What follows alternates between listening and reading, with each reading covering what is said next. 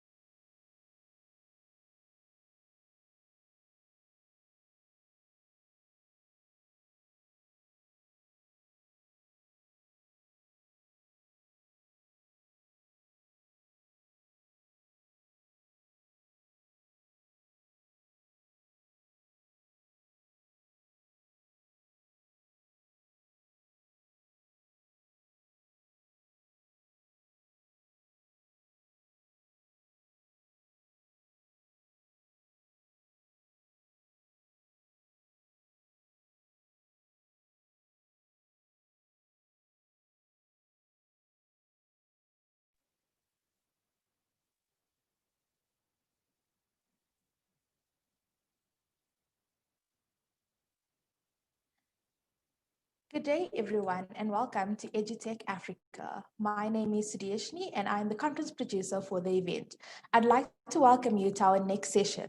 How will Facebook, Amazon, Netflix, and Google disrupt traditional educational institutions? Please feel free to drop your questions and your comments for our panelists. I'd now like to hand you over to our moderator, Charles, and I'd like to ask the panel to please turn on their cameras. Welcome, Charles. Good morning, everybody. Thank you so much, Sadeshni, for the introduction. And on the camera today, we have a few panelist members. Number one is Ebi. Ebi is representing Varsity College, and he's the program manager. Hello, Ebi. And then we have Alistair. Alistair is the director at Cloud Edu. And finally, we have Rion. Rion is representing FITSIS. So FITSIS stands for, I hope I'm pronouncing it right, FITSIS. It stands for Federation of Association of Governing Bodies of South African Schools. That is a mouthful. Try to say that quick 10 times. Welcome, Rion. Thank you. Good to be with you. So before I logged on here, and I know this is live, when I last checked, the numbers is approaching 150 people. So thank you so much, everybody, for making sharing your time with us. And please, by all means, we're going to be asking you at home or watching on your iPad or your phone to please join us and ask questions. But gentlemen, before we start, I want to ask each and every one of you, being an educator, what are you most passionate about and why? Let's start off with Ebi. Hey, first of all, thank you for having me. What I'm most passionate about is that moment in time when it goes click, for my students. And my aim as a lecturer, as an academic, is to build developers who can, change the world. And those little moments, those micro moments, if I can call it, where it just goes click for my students, they're like, aha, I understand this. And then they can build on top of that knowledge. That's the thing that gives me the most joy in what I do. Okay. Alistair? Yeah, just maybe build on what Ebi said. Ebi calls it the click moment. I call it the hoendervleis moment. And after 20 years in education, I also got to appreciate that hoendervleis moment with my kids and the children that I was teaching. And after the last 6 years, I've been involved with schools. So I get to see that hoendervleis moment with educators. I suppose the hoendervleis moment for me is that moment when teachers and administrators and people look back at their own professional lives and they have this aha moment and they go, hold on, I can ... whatever that happens to be. And I don't need to fill in the ... They've come up with a way to make their lives more efficient and effective and kind of maybe gain back time. Because I think we talk about this in teaching and education a lot, that educators don't have a lot of time. That's like the most scarce resource, but I think that's for everyone. If you're a parent or you're in the business world, time is very scarce. So if you can gain back time to do something that you love, that for me is kind of that hoendervleis aha moment, the click moment. There we go, Ebi, I'm going to steal that. Awesome. Rion? Yeah, it's a very interesting question, and I've given it some thought, but if I can put it into one word or one phrase, it's I work with the future. When you work in education, you're working with the future, and future gives hope. We're already teaching the class of 2030 and beyond. So if we can look towards the future and look at the potential in the kids on the school benches and in class, I really think that's inspiring. So if someone asks me what I do, I work at FETSAS, but I work with the future, and that just gives me a lot of hope and inspiration that this country can go forward. Awesome. Well, I want to say thank you to you, gentlemen, and also thank you for the educators that's watching this right now. And I must say it's not an easy job, and we can all appreciate a good teacher. I personally can still remember some of the things that one or two teachers said to me that has either built me or broke me. And they might say that in passing, but you have a very, very important job. And I remember one of the teachers that taught me, and she actually went viral. So I don't know if you guys remember, a few months ago, a DJ I think it's DJ Frankie at Highveld, he posted a video of a teacher, Mrs. Detroit, and she basically got the what do they call it? I think they call it the salute. Basically, it was the day that she retired, and the whole school, all the students lined up I think they call it change of guard or something like that. You guys are nodding, so you guys seen that video, right? I No, found not out yet. late. Okay, it's crazy. Like the whole, imagine you as a teacher retire and the whole school, all the students line up for you to walk past. That's when you know you made the impact. And the most amazing thing is I realized that was the Mrs. Detroit that taught me in high school. Oh, wow. Yeah. That, Wow. I like broke down in tears. I was like, wow. I know oh, sorry. It's a legacy. Yeah, I'm getting an emotional. impact. I know the impact that you made on me. So, sorry guys. Second of all, now we're talking about disruption. I want to ask each and every one of you, what is your definition of disruption? And let's start off with Alistair. So this is quite a difficult one, and I think also with COVID this year, it's kind of thrown that it has to be thrown into the mix as well. The first thing I think we need to make a distinction on is two words: disruptive versus disruption, and words matter. Words have power behind them, and for me, somebody who is disruptive has a negative connotation to it. Something happens. You could be teaching a class and all of a sudden there's a building, there's a jackhammer outside your room. It can be noise, it could be wind. I always find my kids, when on a windy day, there was something in the wind that would wind them up. And if you live and teach in Cape Town, the wind, it's a real thing. That can be disruptive. Disruption has a positive connotation to it. So it's something that you have a trajectory and you're moving in a certain direction.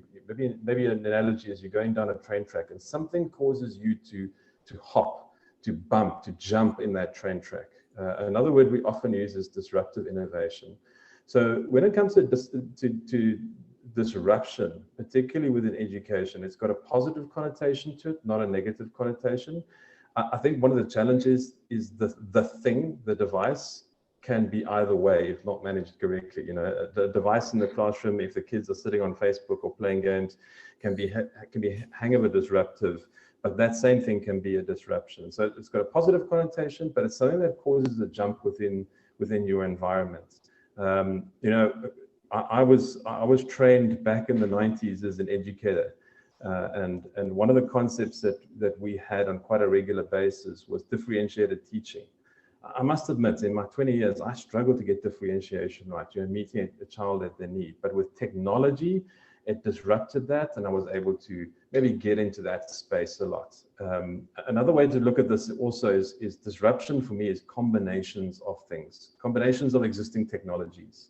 So a good example, the heading for today is Netflix and the lights, but the car wasn't a disruption. We traveled on horse and cart for many thousands of years, millennia maybe, and the car comes along and it doesn't disrupt anything. It's Henry Ford that comes along and he takes mechanization, standardization, the production line, and the car that then relegates the beast of burden into history. So it's combinations of things. It's got positive connotation. It's combinations of things, but it changes your trajectory of where you were going to something different. Okay, thank you. Rian? Yeah, I want to add on to Alistair, and I can agree with what he said, but I also want to refer to our topic for today, because I think that's where some of the disruption needs to be framed. It says, in traditional educational institutions, Facebook, Amazon, Netflix and Google, in traditional, as if there is a different type of institutions than traditional institutions. So for me, disruption is actually challenging the current convention. And it's not necessarily as big a disruption or this disrupted event like COVID, but I think we need to disrupt ourselves every time when we assess ourselves, to reassess and redefine if what we are doing is still appropriate. And disruption sometimes is so non-invasive and non-aggressive that we sometimes need something like COVID to say, okay, tradition doesn't work anymore because suddenly the context changed completely. So I think disruption for us needs to be both the positive of the disruption that adds to it, but also the negative to say, guys, let's just stop in our tracks and not wait for the pause and engage again on the same track, but actually switch tracks. So for me, disruption is really something to step back and take the current hypothesis as not being absolute and good, but looking at everyone says the new normal, new normal, as if the old normal was normal, but the old normal did not include DSTV with playlist and catch up and Showmax and Netflix and all these things. No one got trained in that disruption. Netflix, no one needed training in Netflix, but suddenly we need training in the new disruption, in the new normal. So yeah, for me, the definition is changing the traditional convention to something that suits us better. Sure, that's a very clear definition. EB, you? Okay, so my definition of disruption, I agree with what my fellow panelists have said fully, like in terms of the car has changed the way we've transported stuff. So my definition is a disruption happens when it takes what we've done traditionally, what we've always been used to, and specifically in the context of teaching, we've been used to a particular way of teaching, and it flips it on its head. And suddenly we're looking and wondering what on earth has happened. And that's one of the things that COVID's done for us. If you look at it as the context, the most relevant thing that we look at today is that most people in the education space knew teaching as an offline thing. The gold standard was classroom interaction. It was about viewing those aha moments live. It was about, engaging with students and, reading body language, and that's changed.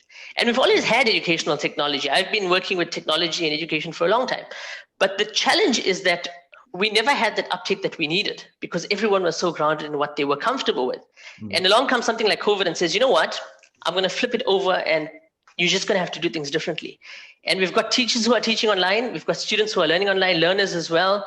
And it's just disrupted the traditional model that we've seen, and that for me is what disruption is. It changes the way you do what you do for the better, and sometimes we don't see like when COVID hit, I know across the country, many people, institutions, higher education schools were worried, what's going to happen? And those who've managed to pull through have actually seen the benefit of this. And this has been the catalyst towards education coming into learning in a much richer way. So that's my definition of disruption. When it flips it over on its head and says, you know what, deal with it and see what happens. Okay. Cool. Sorry, Evie, Charles, if I can just jump in there. Evie, do you think, are you talking about essentially COVID, people have had to find a way?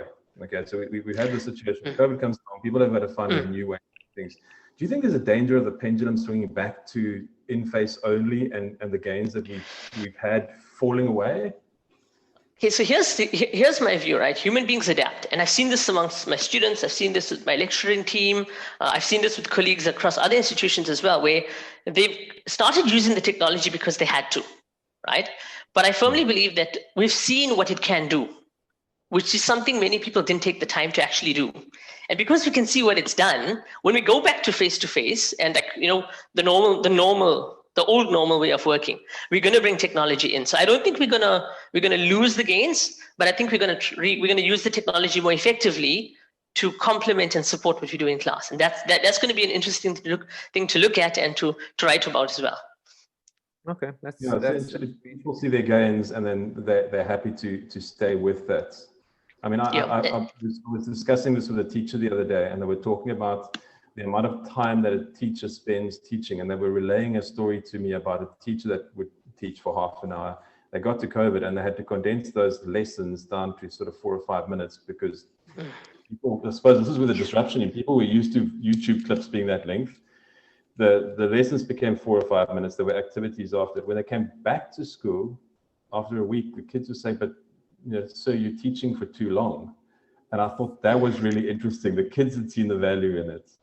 Sorry, Charles, hijacked it for a second there. No. That's a very good point that you made, Alistair. So we all know that the wonderful platform TED. Now, TED, I think, is a great example. When you can communicate and make it stick within 15 minutes. So if you can get your point across and let the students understand what you're saying in 5 minutes, why draw it out in 40 minutes?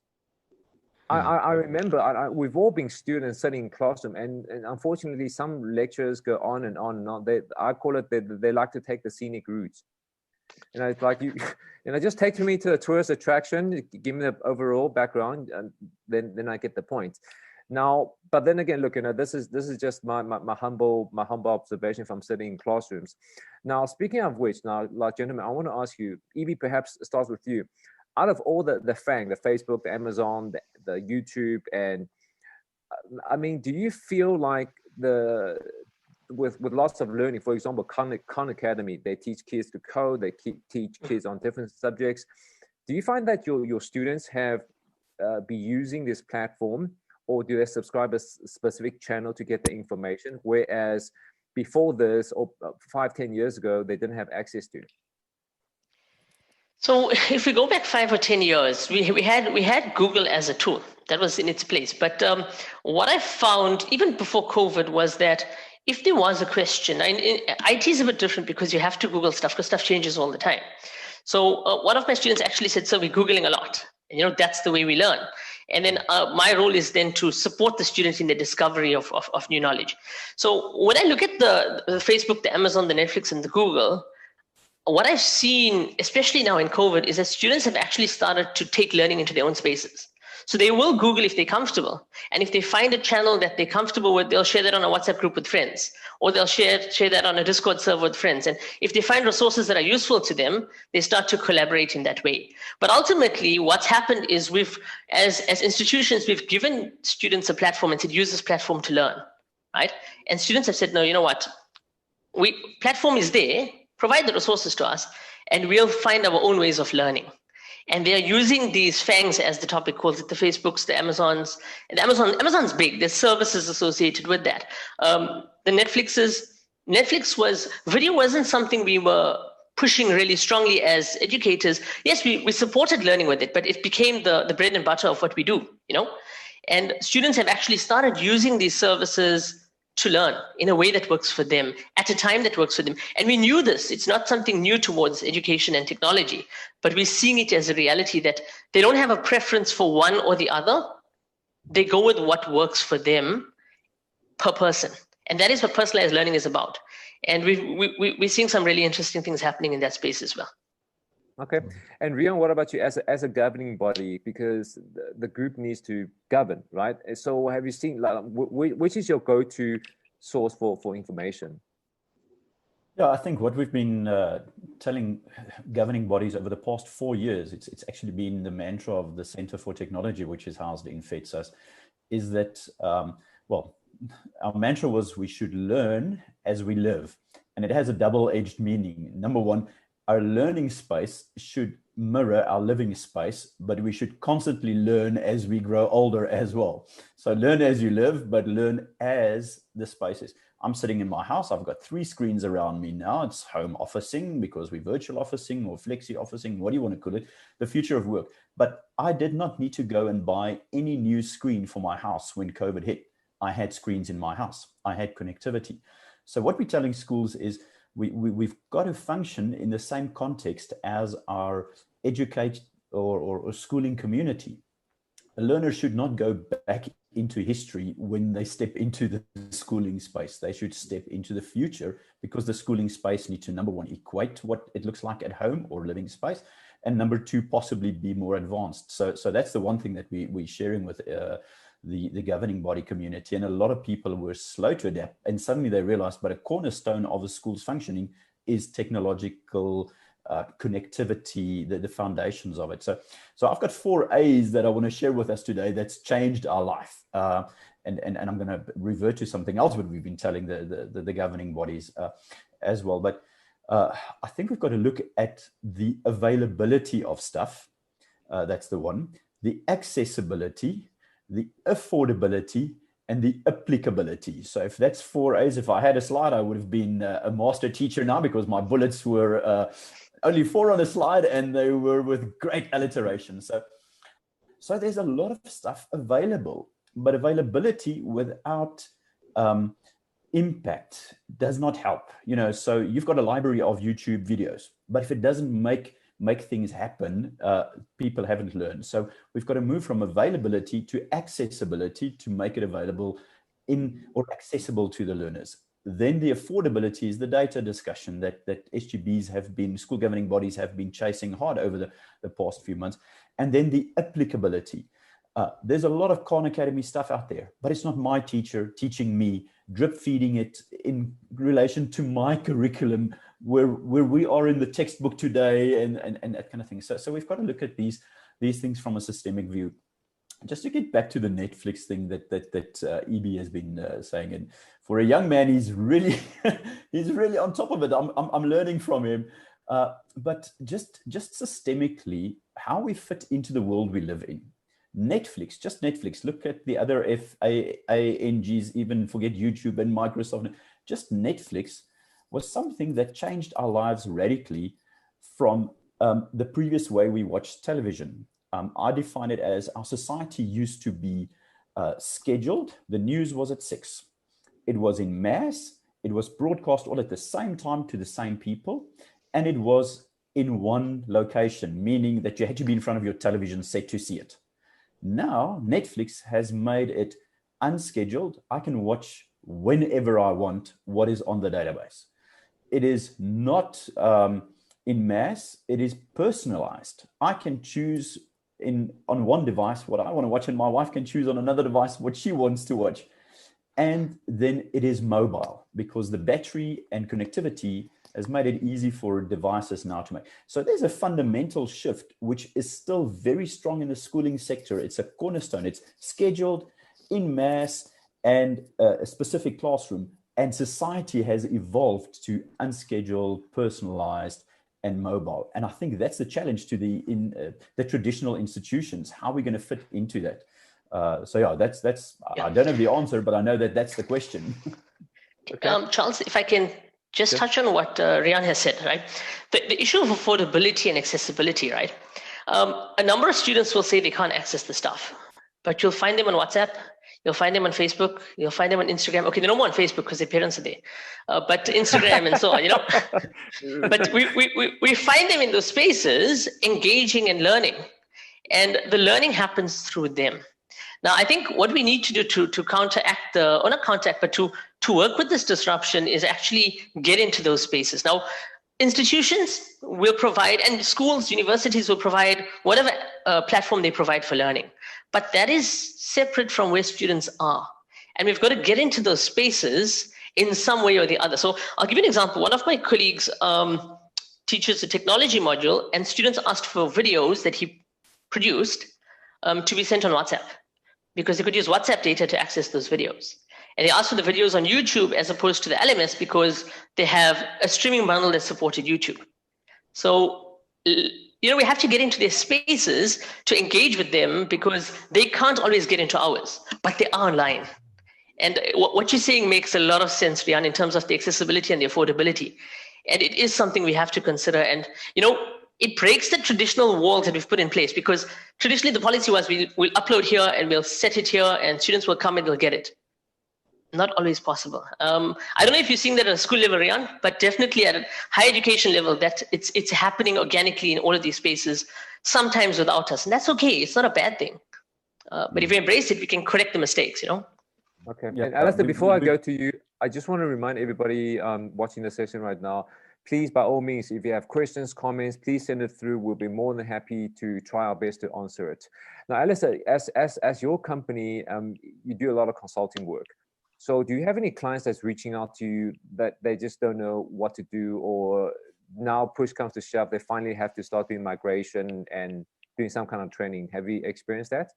Yeah, absolutely. So before I answer that, Evie, when I happened chanced across my uncle who was 80 years old, explaining to my 74-year-old uncle how Facebook worked, I knew that it was time to get off Facebook. Absolutely. Yeah, Charles, maybe just by way of answering that, to consider disruption from a different angle and say what has been disrupted. And I kind of wrote down 4 things. Firstly, the home has been disrupted. I've got young children. Rian, you kind of mentioned the way we watch TV. I grew up watching a certain program, whatever it was, with my mom and dad on a weekly basis. We weren't allowed to watch Dallas back in the day. Evie, you will probably have no idea what that is. But we were allowed to watch Twin Peaks. I don't know how that kind of worked, which was this most bizarre program. But we watched that, air quotes, religiously every week. And that was a family excursion that we kind of did. And nowadays I watch my kids, we're watching in different spaces. So the home life has been disrupted. I call the devices the third parent in the home, the third parent that everybody loves. It's getting our kids off devices is kind of like there's an addictive quality to it. So home life has been disrupted. The classroom has been disrupted. We've kind of insinuated that already, where teachers were holders of knowledge. They've now become conduits of knowledge, or certainly being forced to become conduits of knowledge. So the classroom is very much been disrupted. The other two areas which may be of interest for you, and that's coming back to your question, Charles, is firstly, we've seen over the last 6 years, the decision makers have changed. So traditionally, when it came to IT and education, we were walking into IT managers. And Evie, I think, with all respect to IT managers, but they're often focused on solutions, devices, and those kinds of things.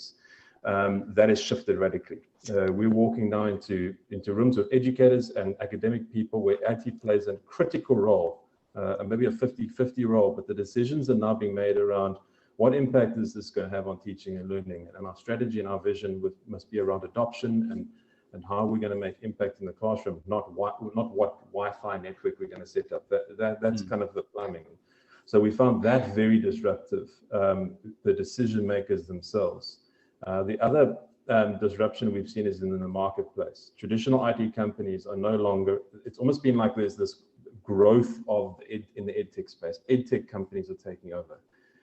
So traditional IT companies and this is very simplified, built their business on I sell you a server, or I sell you a licensed piece of software, or I sell you a desktop that links into this whole ecosystem. That's dead.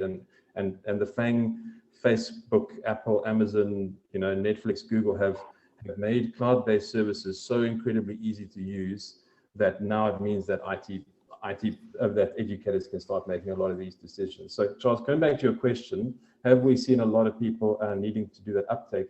Yes, absolutely. Our clear message to schools and to academic institutions is one, don't panic.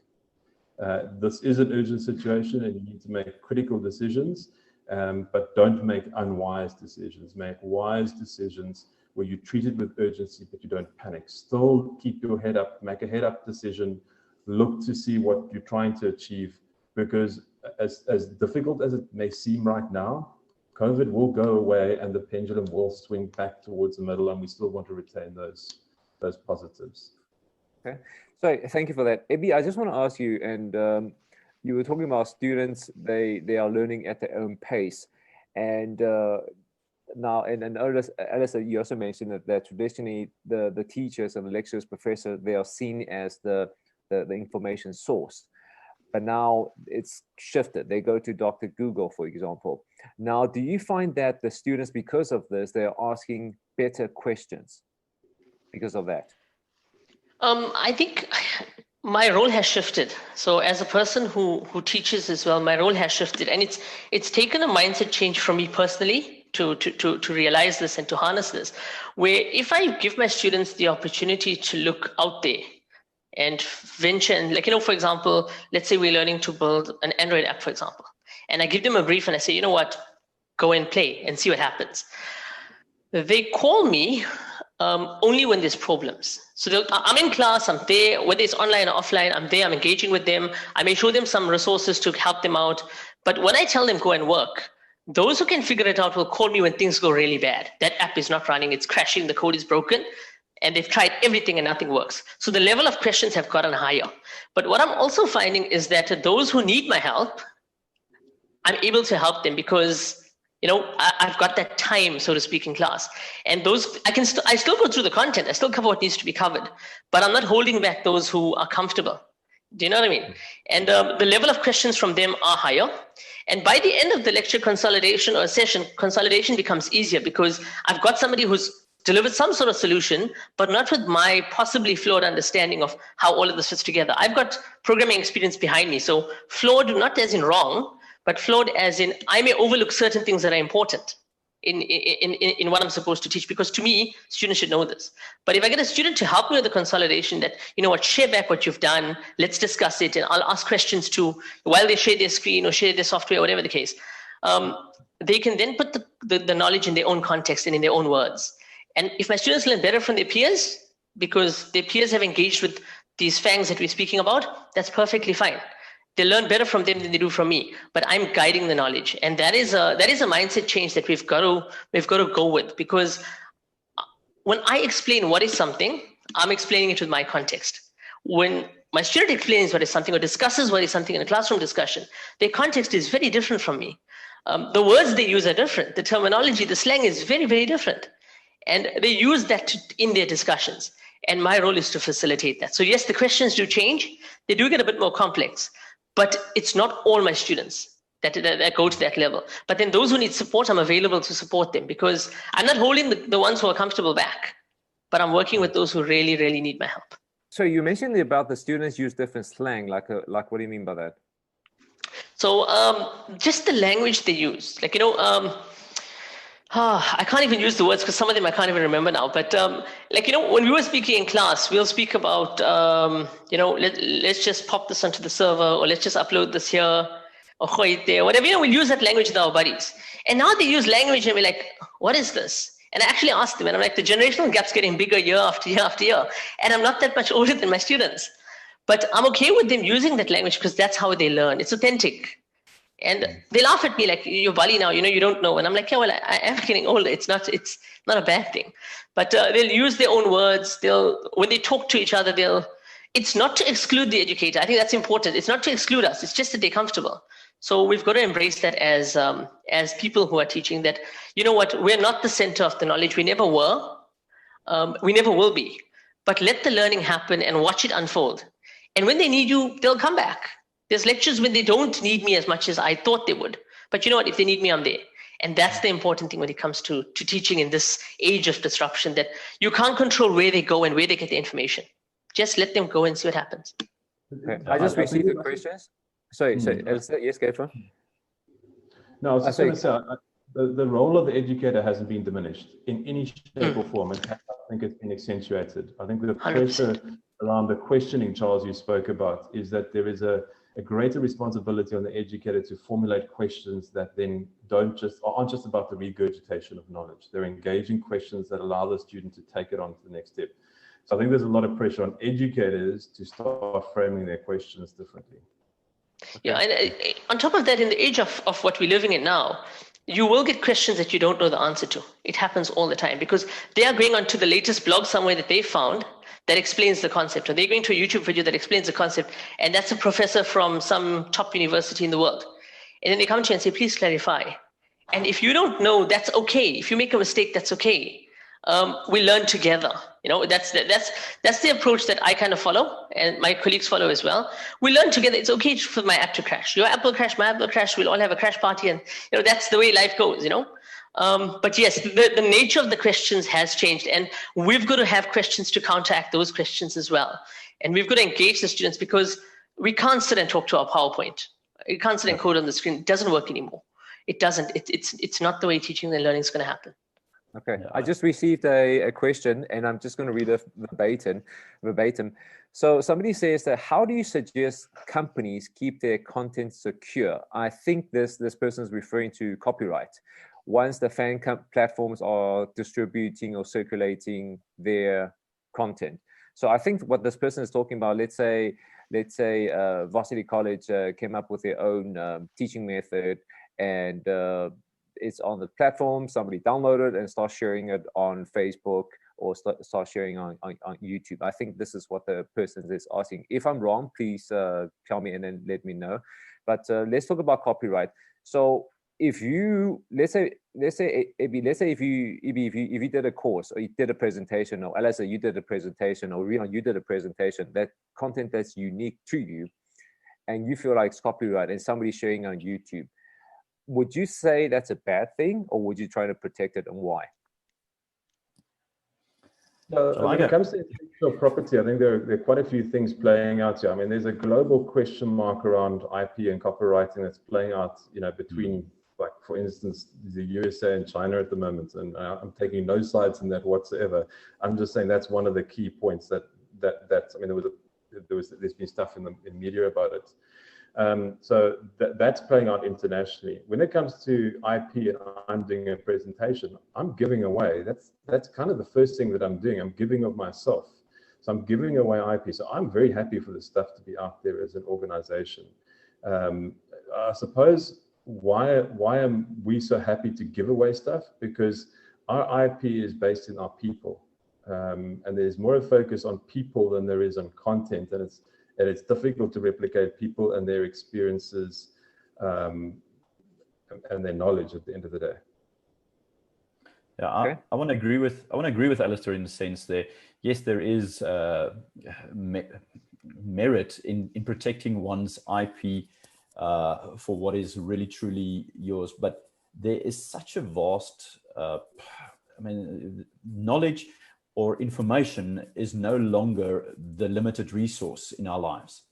The difficulty is which is the applicable knowledge and where do I use it for what situation? And I think that's where the people IP is more important, the relationship IP is more important. So from a company's point of view, how do you protect it? But how do you protect it when people out there probably have 10 times more and possibly the same quality or even better quality? You want people in your space rather than to put up barriers and say, our IP is so protected, us four and no more are going to know about it, and you lose it. So you've got to find a balance between protecting IP, but really putting the value in your process rather than in your formulation of a document, if that's the IP or the presentation. I'm very comfortable for people to use my presentations if they give me just kudos or acknowledgement in that. But at the end of the day, where I'm sitting, my drive is for more people to hear my message rather than for less people to hear my message, because at the end of the day, it will benefit education. It will benefit. So my sincere motive is let's get more people talking like we are, thinking like we are, and taking the discussion even further than what we left it at. So let's catalyze and make that our IP rather than our individual message. So I think if that was the question to the panel, I would say be less protective of the knowledge, because knowledge is not the limited resource, but be very protective of your process and your relationship and your people. Yeah, so just there's a great saying, a rising tide floats all boats, and that's been at the heart of our business for the last 6 years. Charles, by way of an example, as a business, we very seldom sign service contracts where people are locked in. We place the onus and responsibility on ourselves as an organization to be of service and value. So there's a shift in the responsibility there on that fence. It's not on the education institution, it's on the company to be of service and value, which means we need to be on our toes, making sure we're relevant, that people want to do business with us. That's, again, tying in that kind of all together in a nice, neat bow. I mean, so Evie, before you answer, I just got me thinking of this. There's two ways of thinking about it. You can either protect it and take it to the vault, like the KFC's Colonel's secret recipe or the Coca-Cola's secret cereal recipe that only I think a few people know, or share it. I mean, I come from a business background, and I always remembered one of my ex-CEOs, he said it like this. So imagine you walk into a bookstore, let's say Exclusive Books, and you wrote in a business book, and you don't want people to know about it. But the thing is, only a small amount of people will go to the business section. Even smaller amount will buy the book. An extremely small amount of people will actually read it and apply the knowledge. I mean, if I'm doing a workshop, for example, on storytelling, and somebody records and shares it, yes, like Rian said, give kudos to me, but make it better. I mean, that's what it's there for. Maybe you thought of something that I didn't think of. I mean, it's like a creativity, and I see it like a reverse pyramid. Somebody needs to lay the first brick, and then another person lays two, and it becomes bigger and bigger and bigger. So it all depends on what your end goal is. Yeah. So I just read a book by Elon Musk, and when they were putting the Tesla car together, they purchased a C-type Mercedes-Benz, if I'm not mistaken, and they literally deconstructed that entire car. So if somebody can deconstruct your thing and put it together and back in a better way, well, kudos to them. You better up your game. That's a big part of it. 100%. So if you look at this is, I think many teachers would share this to you as well, right? Knowledge is like a wall, right? And everybody comes up and puts a post-it note onto that wall. Okay, and my post-it note is my contribution towards knowledge. But if I'm going to put up my post-it note and say no one must read it, then why put it up on the wall? You know, I'll put up my post-it note. I'll take a step back and I look at my knowledge in the context of everybody else's knowledge. And my students will come up and say, you know what? So you put up this post-it note. We found something slightly better. So we'll just move yours to the side and we'll put another one up there. Or my colleagues will come and do the same thing. Or somebody in another institution will come and do that. And that's okay. So when it comes to protecting intellectual property, we live in a knowledge society. The currency is knowledge and information. If we're not going to put ourselves, like my counterparts have said here, if we're not going to put ourselves out there and put our knowledge out there, we're just going to risk missing, you know, our voice being missed entirely. So put it out there, let it be there. And Rian quite rightly pointed out, it's the process of how you do it. So for example, I could teach software development, or I could teach commerce, or whatever the case might be. Or I could teach economics in school, or physics or maths. I could make a video and put it out there, but what's the goal? What's the value add that I'm actually bringing about is how I teach it to my students. So the information is available. It's in a textbook, it's in a YouTube video, mine and other people's. But how I engage and how I teach that is where the IP comes about. And people can copy your teaching style. Definitely, we've all done that. When we started teaching, we found out many of us have took our best lecturer and said, let's teach like them until we learn more. You know, and it's the way the world works. Let that knowledge flow, because if you're not going to, somebody else is going to. And stuff gets shared on social media. You rather have your stuff going viral and everybody reading about it and people recognizing you because they've seen something you've said, then put it on a server somewhere and say, let's lock it down and, you know, hide it from the world. That's just my philosophy, though. I think the IP discussion's bigger. If you do have something you want to actually protect, I can't advise on that. You know what I mean? But from a knowledge and information perspective, yeah. Let it flow. The world works that way. So I just got another. The FANG companies that you mentioned, Charles, each of them have a common thread through them, and it's a very technical thread, but it's an ideology more than anything else. Almost every single one of these companies has built their success on open source software. So I don't know if people realize this. You may be sitting with a Mac in front of you or a Windows machine, but our world is run by Linux servers. And the philosophy there is that I take my code, and Evie, you'll be far more familiar than I am, but you take your code and you put it out there and you let people correct it and work on it. It's a peer-reviewed, building on the shoulders of giants, building those bricks on bricks. It's an academic idea, really, at the end of the day. Don't protect your stuff, but put it out there so that it can be made better, so we can improve. That's probably that ideology is probably at the heart of all this disruption. 100%. Okay, Open source. I just got all the way. sorry guys, I've got another questioning. So this person asks, how do you monitor students and ensure that they are on the right path when the subject is less practical or less tangible, perhaps an abstract topic, especially when they are not coming to you with questions? So I think this person's trying to say, like, you're teaching something that's perhaps abstract. Let's use an example. I think high school algebra or geometry, maybe the students inside their head is, when the heck am I ever going to use it? How do you make sure they are actually still engaged, especially when they're not asking questions? And I think perhaps teachers see this a lot of time. Any questions? Because you know they have questions. Any takers? Or do you want me to repeat the question again? Okay, Rian. Yes, you got the hand up. You may speak. I'd like to, yes, thank you, sir. Thank you, sir. No, I'd like to just challenge that one in a sense of, yes, how do you make sure in a technological space that you've got the engagement that you hope for? My question is, the zero hypothesis of in class. Do you know that all the lights are switched on behind all the eyes when they sit in front of you? And you just mentioned it. You ask a question, any questions, and no one says no question. It's not necessarily that the people face to face are at that level of engagement. So I think Alistair said earlier that the role of the teacher is not diminished in this new world, disrupted world. It is actually slightly more challenging, but it has been challenging in the face-to-face world.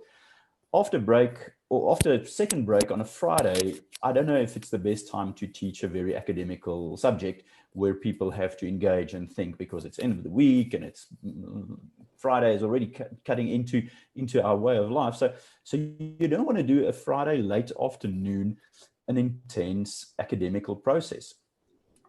because the lights are not on, the bodies are there, but the lights are on. So for me, it's challenging it to the face-to-face scenario first. And then the second one is, I think data and engagement, even if it's not practical and tangible like coding and robotics that you see output and whatever thing, but there could be metadata and engagement in some of these platforms. Netflix knows what I watch, at what time, when I watch it, how often I interrupt, how often I pause, which scenes I skip.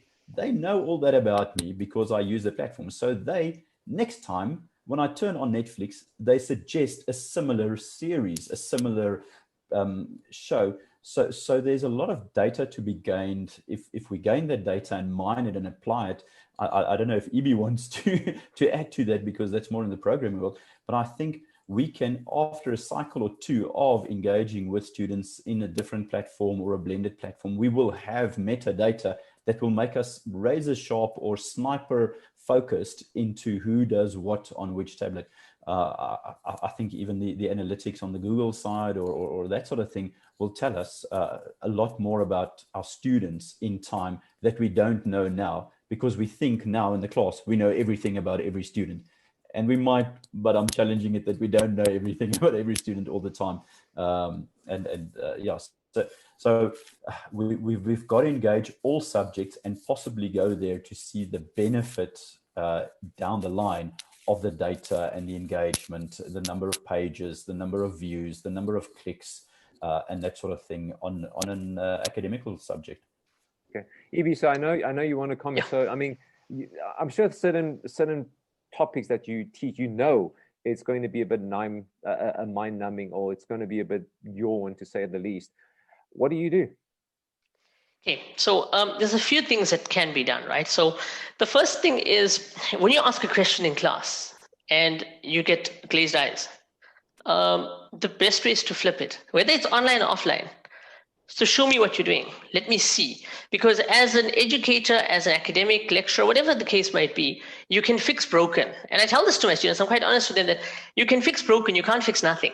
So if you show me something that's broken, show me a draft, whether it's literature, English, whatever subject it might be, show me some progress that I can guide you on. And it doesn't have to be perfect. But for that to actually happen, there's got to be that element of trust. Now, I know I teach at higher education, but my students need to believe that I will do everything in my power to support them to succeed. So they're comfortable enough to tell me, you know what, my code is broken. And you've got to open those lines of communication, because it's important that students know they can access you. Gone are the days where a professor or a lecturer or whatever the case had an email address and you email them and they'll reply when they can. Okay, the transformations happened in terms of learning, because if we're not going to help them, they'll go somewhere else. And if they get it right or wrong because they can't filter what's online, that's going to do more damage. So the philosophy I believe we should hold is be more approachable, make a space where students can ask you questions, and not just during online or face-to-face class time. It's got to be outside of that as well. Because if I look at the stats of our YouTube channel, my students work at 2 and 3 in the morning. That's when they're actually trying to work. They sleep in the mornings. Some of them don't attend online lectures. Some attend because they need that, but some of them don't. They'll learn on their own. And I've had a number of success stories where students have started flourishing in lockdown because, you know what, 8 to 12 or 12 to 4, whatever, hasn't worked for their learning. And now they've been able to regulate the way in which they learn. And then they ask questions. So I think we've got to get into that space where students can ask us at any time. You don't have to reply at any time. Let me just clarify. You can't reply at any time. We live lives as well. But make that space where they're comfortable to ask you the question, because you're going to ask them to show you stuff. And they've got to trust that you're not going to tell them they're stupid, or we never do, but you know what I mean? Like, you're not going to make them feel any less of a student, but rather encourage the question, thank them for the question. That works. The other thing is, one of the reasons that I got involved in this was the whole gamification aspect. You don't have to go and get a whole gamified platform. Use something like Mentimeter, which has a leaderboard, and I'm not promoting one of the other. Kahoot, Mentimeter, there's so many tools available where you can tell your students, okay, any questions? Cool, no problem. Let's do an online quiz. Whether it's on a projector up in the front of the class, or whether it's online, you share your screen, let them answer the quiz, and then you can see where they're learning and where they're not learning. And engage in that banter. Tell them, especially now, tell them about your lives. I've had my kids playing in the background while I've taught. I actually, last week, had my kid on the webcam, and I generally don't, I share my screen, what I'm doing, but I shared my webcam to say like, hi, they've got to know we're human because they don't see us at this point in time. So I motivate my students by using those gamified quizzes, by showing that I'm human, making myself accessible. And it's not that I do this, it's what literature says we should do. That whole concept of trust in education is a big thing. So I think that would work really, really well in terms of, getting your students on board. There'll be some who never engage, and you can take them to the water, you put the water into their mouth, but if they don't swallow, you can't do anything. But know that you've done that and you've tried and you've made every opportunity available and you've made it safe for them to ask, because asking is a vulnerable thing. You put yourself out there. You may be told, how do you not know this? We taught you this in first year. How? Well, that kid scraped through with the 50. They don't know this because that's the half they didn't know. Hey, you have to know more than 50% to get 50%. Eh? I know because I was one of those students. Yeah. Don't talk down on me. Now, I'm not talking down. What I'm saying is support every student and know that, there's a TED talk about, I forgot the lady's name now. Every kid needs a champion. Be their champion. Watch the TED talk. Every kid needs a champion. If they know the difference with me is I teach big kids, but they're still kids. I think you only really grow when you hit 25 in your first job or 23 in your first job. That too, some of us don't grow, but yeah. Alistair, I just got an interesting question now. And Alistair, I think you probably want to take this one, but let's see. Okay. Do you think a subscription model for content is likely to be included as an option, or are we not ready for this type of disruption? I assume this. You see, I'm not too sure if this person does he or she belong to a school or a company that produces content, but either or. So I can give you quite a short answer to that. I'm not sure whether serving up content is disruption, full stop, because we've been doing that. That's subscription model. Even subscription, if it's content, it's kind of a book behind glass. Let me answer it in a roundabout kind of way, and it's building on a lot of what EB and Rian have just said. I love sayings. I think there's wisdom back through history, and I love sayings. And one of my favorite sayings is from Eleanor Roosevelt, where she said, "Happiness is the byproduct of a life well lived." In our society, we're so hyper-focused, particularly in a consumer-based society, on this happiness. We're chasing happiness, but actually it's a byproduct. In other words, what are we saying? We're saying to be happy, you've actually got to give away to get something. So in other words, you do another process that produces happiness. And in the classroom, we've got to be very careful of that cause and effect. We want our kids to retain knowledge, so now we're going to shove knowledge into them. Our focus in the classroom needs to be around process and outcome. Process and outcome. What are the tasks we want kids to do? What are the questions we ask them? And what is the outcome out of that? And in that environment, we want kids to be comfortable to fail. It's got to be a process of trial and error. EB taking this into coding space, iterative thinking and all those kind of things that go behind it. People must try and try and try again until they're able to get something right. And the other critical factor is who is the audience at the end of the day. I found in education that if I am the teacher, I'm an audience of one. Kids don't get excited about the process and the outcome. If the audience is great and they're producing for more people, their classmates and a greater audience of parents in the school community, there's more effort that goes into that side of things. So I don't think you need to get there. I don't think technology is exclusive in getting to that, to focus on process and outcome. I think that's a way in which we think about knowledge, and that's a shift in our thinking, and that's disruptive. I'm not sure whether content in a subscription model feeds into that. I think it's a part of that, but I'm not sure whether it feeds into that.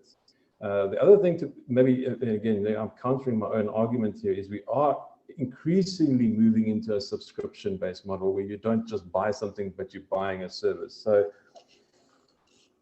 potentially, I'm not sure whether I've given a really good answer there. I've kind of maybe thrown more mud in the water. But your point makes sense though, because if you buy into a subscription, right, the service that you buy into might be a new way of doing something. But again, it boils down to process, right? So if you subscribe to an online platform of whatever sort, it enhances the way in which you teach, but it's just a tool that you have to use effectively. But it's not that commodity that anyone can get called content. But it's not about the content, as you say, it's the process. So when you subscribe to a service of whatever sort, you're buying into that way of doing something, and the tool helps you to do that. So it makes sense. You know what I mean? There is that distinction between the two. So yeah.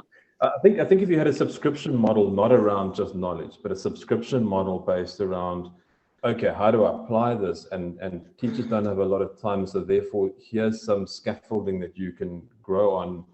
That could very well be of service and value. So gentlemen, before I forget, we've got 5 minutes left, and if anybody's got questions, this is a last chance for you to send through the questions. Fastest fingers first, as always. And for the person that asked about the subscription model, there's a great podcast interview by Harvard Business Review that says that every business should be a subscription model. If you want to listen to that podcast, you may. So I'm not going to spoil it for you, but you can hear the author's argument for and against subscription model. So that's a great resource. And like I said, if you have any more questions, people, this is the last chance to get it in. And gentlemen, before we wrap up, right, the hour has totally flown by, and I want to thank everybody for asking questions, because I'm so sorry we couldn't get to all the questions. And I basically have to multitask. I have to listen to what you guys are saying and also trying to read the question at the same time. But gentlemen, to wrap up, right, I think this discussion was very, very good in terms of it's interactive. And I can see that most of us, I'm talking about the panel, are on the same line of thinking in terms of technology is not going to end the value of the educator, because technology cannot replace a human being. I think that's the point that's coming across. You know, it's cool to have tech and stuff, but we're human. We're flesh and bone. We need to interact with other human beings. 100%. If I can comment on that, right? You know, the thing is, we'll always have, as educators, teachers, lecturers, whatever the case might be, there'll always be a role for you. Okay.